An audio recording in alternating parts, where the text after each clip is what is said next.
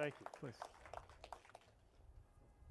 Well, thank you so much, Secretary Valentine, and it's such a treat to be able to celebrate good news with good weather and in very good company. Governor Northam, honored to be with you. Congressman Byer, delighted to actually be on your home turf and great to be reunited.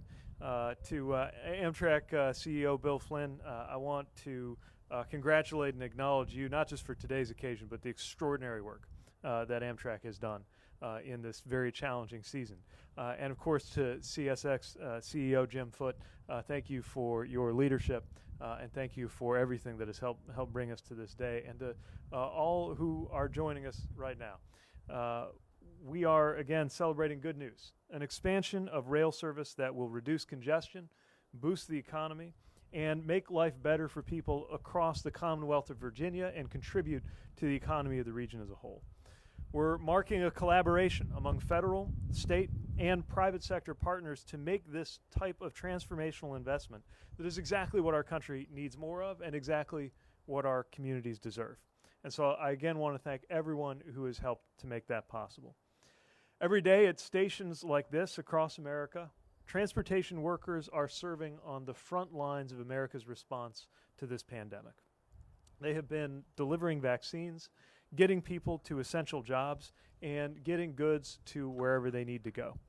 Their service has been extraordinary, but the challenges facing them and facing our entire transportation system have been daunting. Far too many workers have been worrying not only about their safety, but about the safety of their job, about their next paycheck. And too many passengers have had occasion to worry about how they could get to work. So we are proud to say, on behalf of this administration, help is here.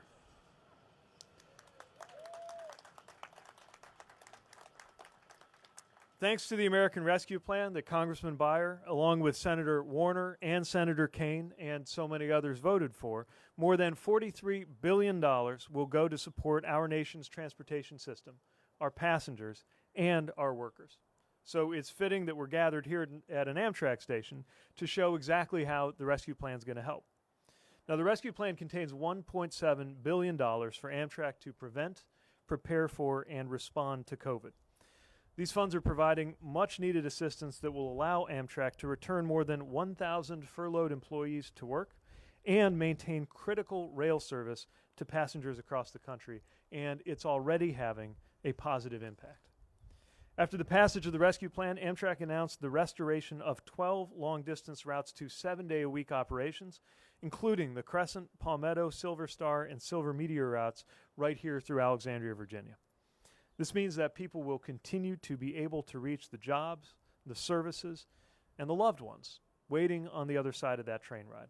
And right here you can see the King Street Metro station just across the way. So I also want to touch on what the Rescue Plan means to public transit. The Rescue Plan has more than $30 billion in funding for public transit agencies, helping them to avoid layoffs and service cuts. We know that the cuts that these agencies were facing disproportionately harm workers who depend on public transportation, including so many of the workers we have belatedly come to call essential workers. So this is a matter of equity. It was a matter of doing right by so many of the heroes of the pandemic. In the Washington metropolitan area alone, $1.4 billion has been set aside under the American Rescue Plan to provide economic relief to transit operators in the D.C. area, Maryland suburbs, and Northern Virginia, including WMATA and other transit operators. Now, in addition to getting medical professionals to their hospitals, food workers to grocery stores, and everything in between, transit workers across this country have stepped up in remarkable ways during the pandemic, again, in every part of this country. We learned that last week in a rural community of Levelland, Texas, Spartan, which is their local public transit agency, retrofitted their brand new transit facility to be the community's first mass vaccination site.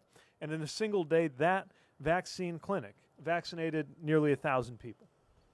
In Jacksonville, Florida, the Transportation Authority there helped to launch Wellness on Wheels, a mobile vaccine service ensuring that seniors and underserved communities had the opportunity to secure those critically needed vaccinations. And these are the kinds of efforts that are going to get more support thanks to the American Rescue Plan. It also includes dedicated funds to help rural transit agencies, transit service for the elderly and individuals with disabilities, and transit on tribal lands. So, with the American Rescue Plan, help is here, and that's just the first step. The project we're celebrating today will help people across the region, and the work we're doing collectively will help people across the country. So we're going to continue to look to see success stories like this in communities large and small across the country if we seize the moment that's upon us. A once-in-a-century alignment of demonstrated need, bipartisan interest, public impatience, and I can tell you, a very supportive president leading the way. And we can't wait to work with our partners in states and communities, and of course in the Senate and the United States Congress to get this done. So with that, I'll be handing it back over to Secretary Valentine. Congratulations again, and thank you for hosting us.